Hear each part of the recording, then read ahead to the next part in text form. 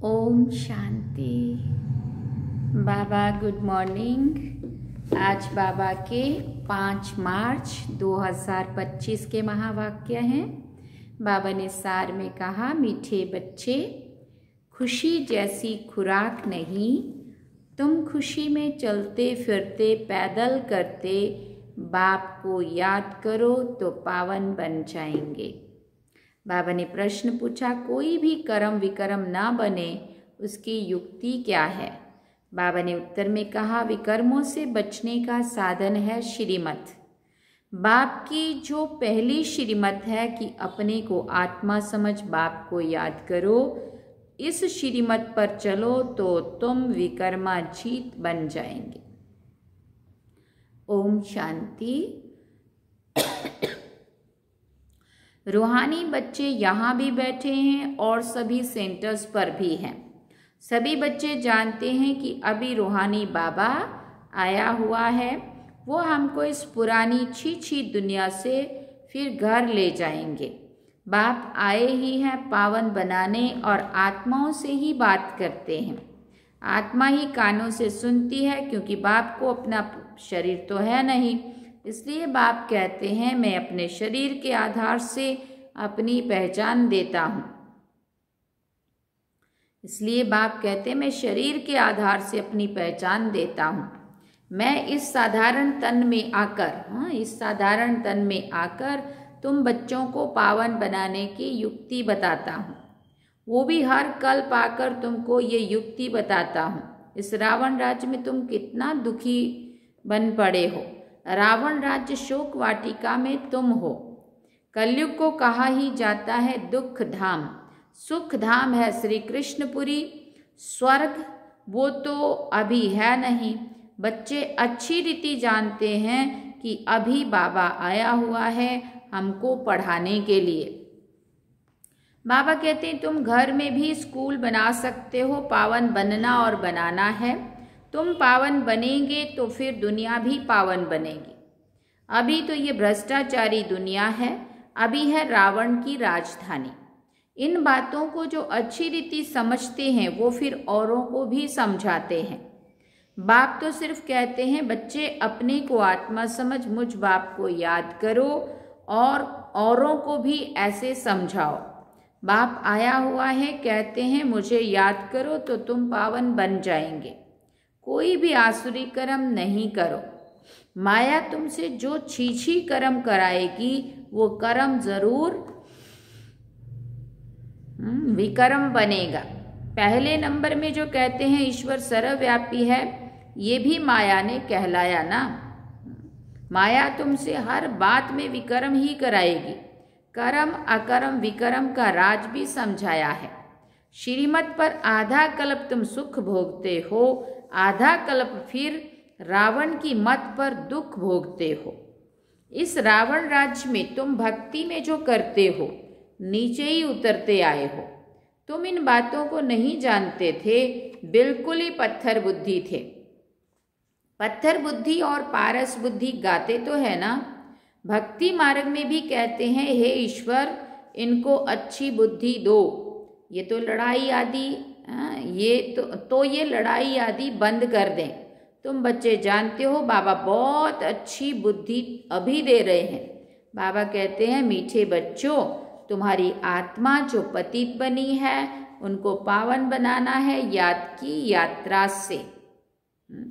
भले घूमो फिरो, बाप की याद में तुम कितना पैदल भी करके जाएंगे, तुमको शरीर भी भूल जाएगा।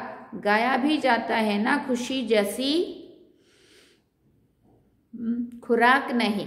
मनुष्य धन कमाने के लिए कितना दूर दूर खुशी से जाते हैं। देखो विदेशों में जाते हैं ना, वहाँ अपने कोई रिश्ते नाते ना कोई अपना भूमि भारत कुछ भी नहीं, लेकिन पैसा कमाना है, पैसा ज़्यादा मिलता है, इसलिए खुशी खुशी से चलो विदेश जाएंगे। और हम भी बड़े खुश हो रहे होते, देखो फलाना विदेश में रहे छे, है ना। यहाँ तुम कितने धनवान संपत्तिवान बनते हो। बाबा कहते मैं कल्प कल्प आकर तुम आत्माओं को अपना परिचय देता हूँ।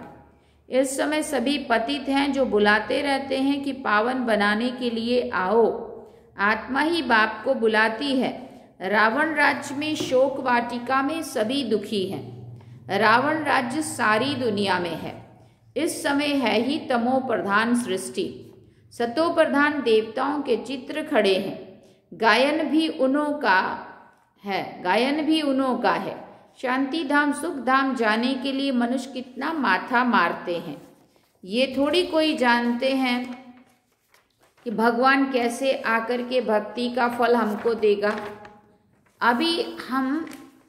तुम अभी समझते हो हमको भगवान से फल मिल रहा है। भक्ति के दो फल हैं, एक मुक्ति और दूसरा जीवन मुक्ति। ये समझने की बड़ी महीन बातें हैं। जिन्होंने शुरू से लेकर बहुत भक्ति की होगी वो ज्ञान भी अच्छी रीति लेंगे तो फल भी फिर अच्छा पाएंगे। भक्ति कम की होगी तो ज्ञान भी कम लेंगे, फल भी कम पाएंगे। हिसाब है ना। मतलब इतने पक्के, इतने वो नहीं होंगे। जो भक्ति कम की होगी तो ज्ञान भी थोड़ा बहुत ही समझ में आया होगा और उस आधार पे पुरुषार्थ भी थोड़ा बहुत ही कर लेंगे और फल भी फिर उसी अनुसार मिलेगा। हिसाब है ना। बाबा कहते हैं नंबरवार पद है ना। बाप कहते हैं मेरा बनकर विकार में गिरा तो गोया मुझे छोड़ दिया। एकदम नीचे जाकर पड़ेंगे। कोई तो विकार में गिरकर फिर उठ पड़ते हैं, कोई तो बिल्कुल ही गटर में गिर जाते हैं। बुद्धि बिल्कुल सुधरती नहीं है। कोई को दिल अंदर खाता है, दुख होता है। हमने भगवान से प्रतिज्ञा की और फिर उनको धोखा दे दिया, विकार में गिर पड़ा, बाप का हाथ छोड़ा, माया का बन पड़ा। वो फिर वायुमंडल ही खराब कर देते हैं, जैसे वो श्रापित हो जाते हैं। बाप के साथ धर्मराज भी है ना। उस समय पता नहीं पड़ता है कि हम क्या करते हैं, बाद में पश्चाताप होता है। ऐसे बहुत होते हैं, किसी का खून आदि करते हैं तो जेल में जाना पड़ता है, फिर पश्चाताप होता है नाहक उसको मारा। अब जब क्रोध में आए, दुश्मनी रखी, नफरत करी तो उन सब का परिणाम हुआ, किसी को मारा, मर्डर कर दिया। अब जब मार ही डाला, अपने से इतना बड़ा पाप हो ही गया, फिर पछताएंगे तो क्या मतलब होएगा उसका। बाबा कहते ढेर सारे समाचार गुस्से में आकर मारते भी बहुत हैं। ढेर समाचार अखबारों में पढ़ते हैं। तुम अखबार पढ़ते नहीं हो, दुनिया में क्या क्या हो रहा है तुमको मालूम नहीं पड़ता है। दिन प्रतिदिन हालतें खराब होती जाती हैं, सीढ़ी नीचे ही उतरनी ही है। तुम इस ड्रामा के राज को जानते हो। बुद्धि में ये बात है कि हम बाबा को ही याद करें। कोई भी ऐसा छी कर्तव्य ना करे जिससे रजिस्टर खराब हो जाए। बाबा कहते हैं मैं तुम्हारा टीचर हूँ ना। टीचर के पास स्टूडेंट की पढ़ाई का और चाल चलन का रिकॉर्ड रहता है ना। कोई की चाल बहुत अच्छी, कोई की कम, कोई की बिल्कुल खराब। नंबरवार होते हैं ना, ये भी सुप्रीम की बाप कितना ऊंच पढ़ाते हैं। वो भी हर एक की चाल चलन को जानते हैं। तुम खुद भी जान सकते हो हमारे में ये आदत है, इस कारण हम फेल हो जाएंगे। बाबा हर बात क्लियर करके समझाते हैं। पूरी रीति पढ़ाई नहीं पढ़ेंगे, किसी को दुख देंगे तो दुखी होकर मरेंगे। देखो बाबा के शब्द, पद भी भ्रष्ट हो जाएगा, सजाएं भी बहुत खाएंगे। इसलिए कर्मों की गुहिया गति है, इसको समझना चाहिए। मीठे बच्चे अपनी और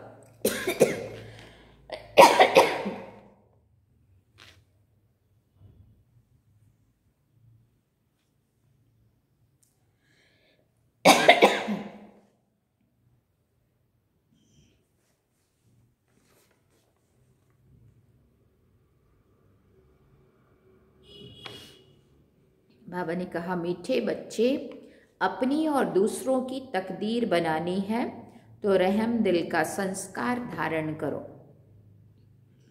जैसे बाप रहम दिल है तब टीचर बनकर तुम्हें पढ़ाते हैं ना। कोई बच्चे अच्छी रीति पढ़ते और पढ़ाते हैं, इसमें रहम दिल बनना होता है।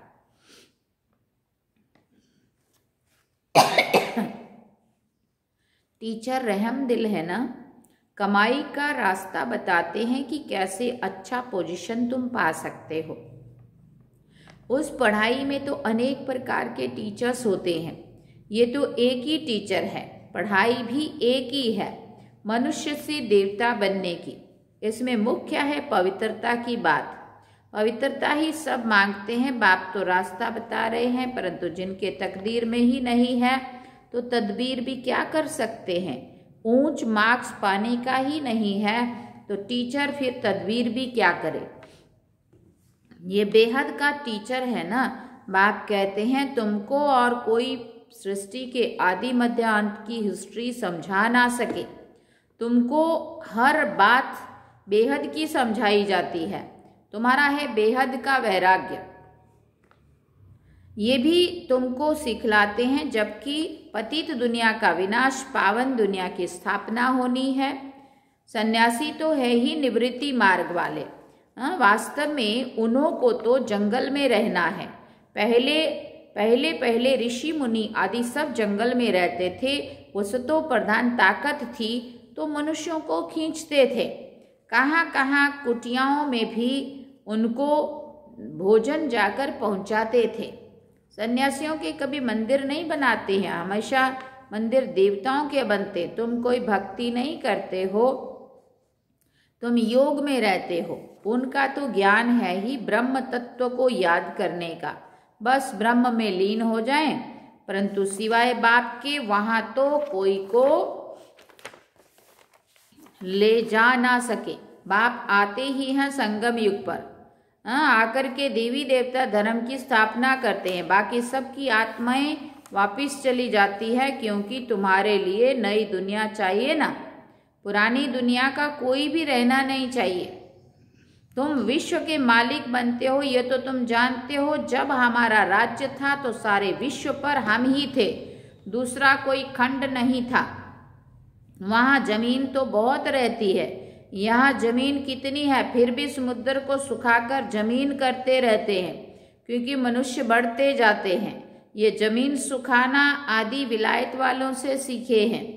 बॉम्बे में पहले क्या थी, फिर भी नहीं रहेगी। बाबा तो अनुभवी है ना। समझो अर्थक्वेक होती है, वह मूसलाधार बरसात होती है, तो फिर क्या करेंगे, बाहर तो निकल नहीं सकेंगे। नेचुरल कैलेमिटीज तो बहुत आएंगी, नहीं तो इतने सब विनाश कैसे होगा। हाँ, सतयुग में तो सिर्फ थोड़े भारतवासी ही होते। आज क्या है, कल क्या होगा, ये तुम बच्चे जानते हो। हाँ, ये ज्ञान और कोई भी दे ना सके। बाप कहते हैं तुम पतित बने हो, इसलिए तुम मुझे बुलाते हो कि आकर पावन बनाओ। तो जरूर आएंगे, तब तो पावन दुनिया की स्थापना होगी ना। तुम बच्चे जानते हो बाबा आया हुआ है। युक्ति कितनी अच्छी बताते हैं। भगवान उवाच मन मना भव।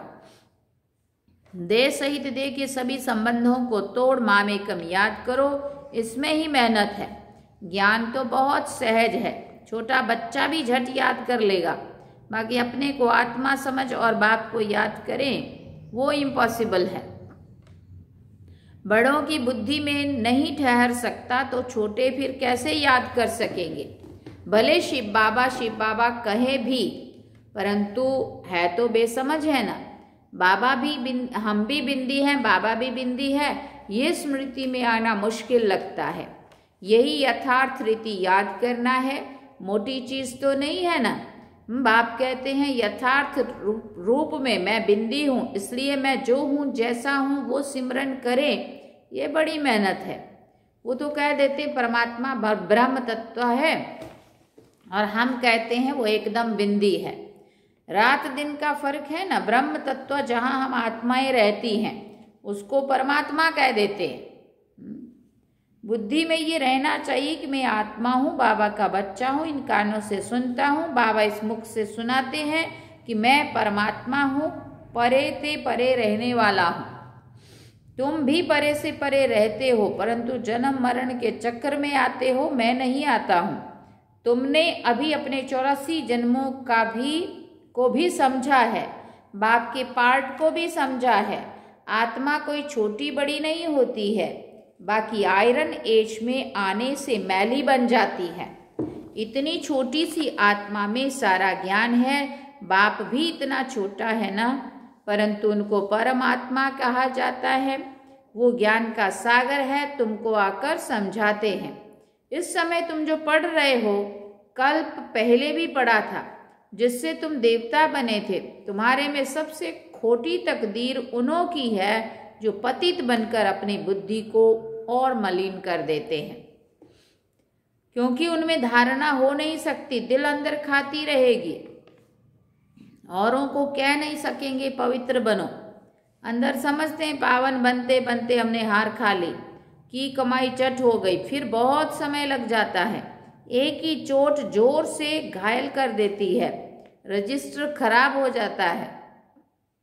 बाप कहेंगे तुम माया से हार गए, तुम्हारी तकदीर खोटी है। माया जीत जगत जीत बनना है। माया जीत महाराजा महारानी को ही कहा जाता है, प्रजा को थोड़ी कहेंगे। अभी दैवी स्वर्ग की स्थापना हो रही है।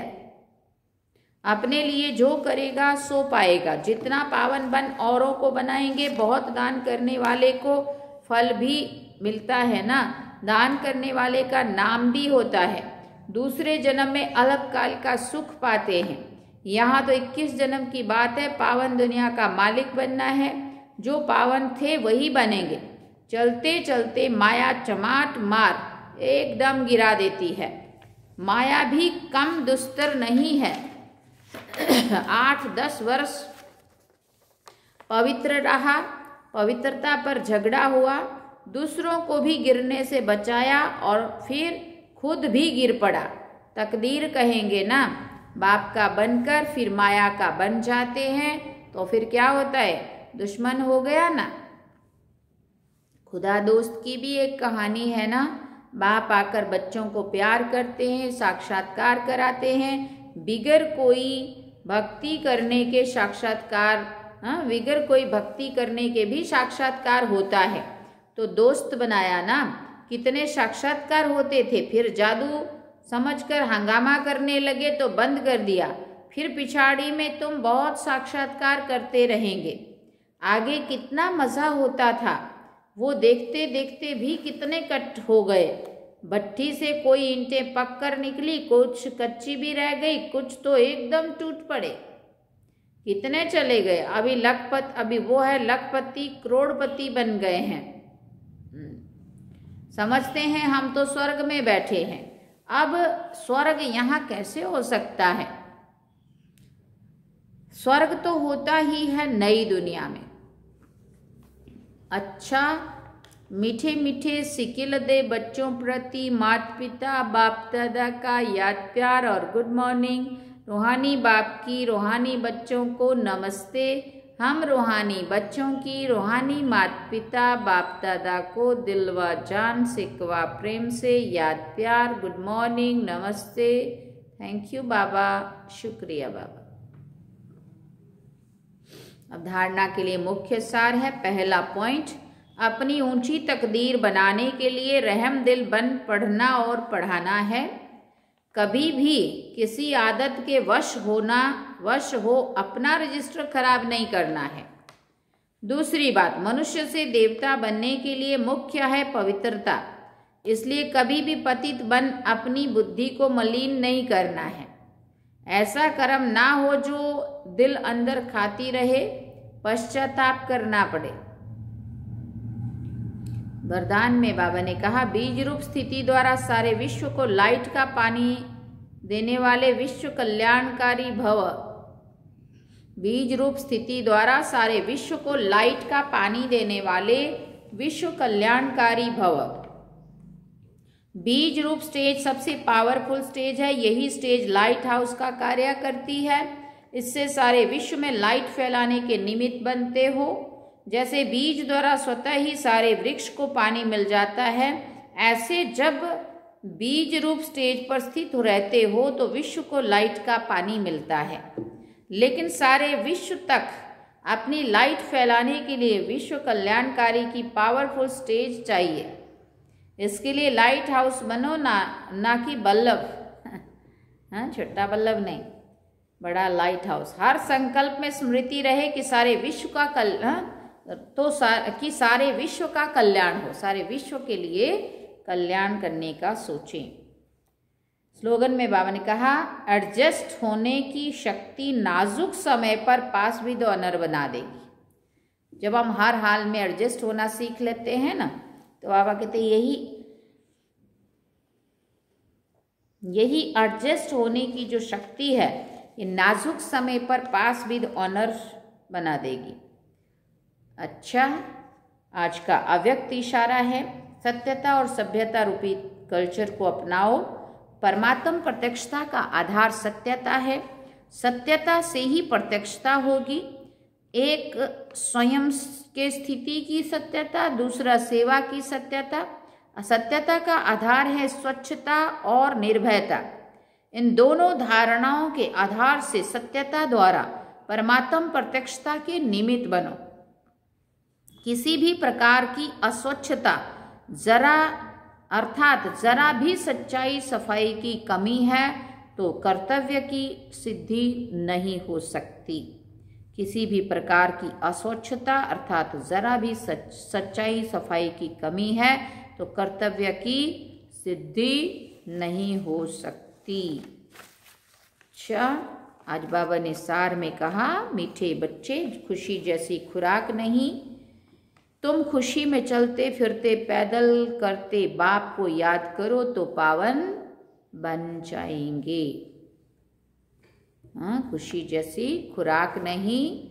तुम खुशी में चलते फिरते पैदल करते बाप को याद करो तो क्या होगा?